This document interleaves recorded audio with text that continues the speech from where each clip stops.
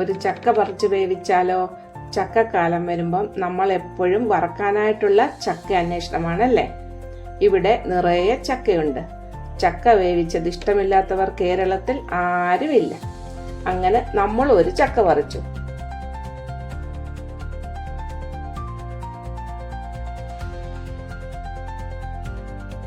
മഴക്കാലമല്ലേ, ഞാൻ ഒറ്റയ്ക്കല്ല കേട്ടോ. ഞങ്ങൾ 2 പേരും കൂടി ചക്ക പെറുക്കിയെടുത്തു. 2 കൈയിലും നന്നായി എണ്ണ വരട്ടി.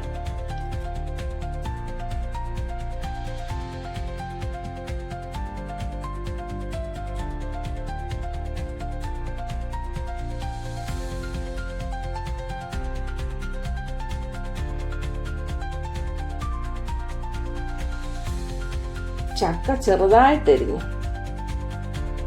തേങ്ങാപ്പീര, കാന്താരി, വെളുത്തുള്ളി, ജീരകം, കറിവേപ്പില എല്ലാം കൂടി ചതച്ചെടുത്തു.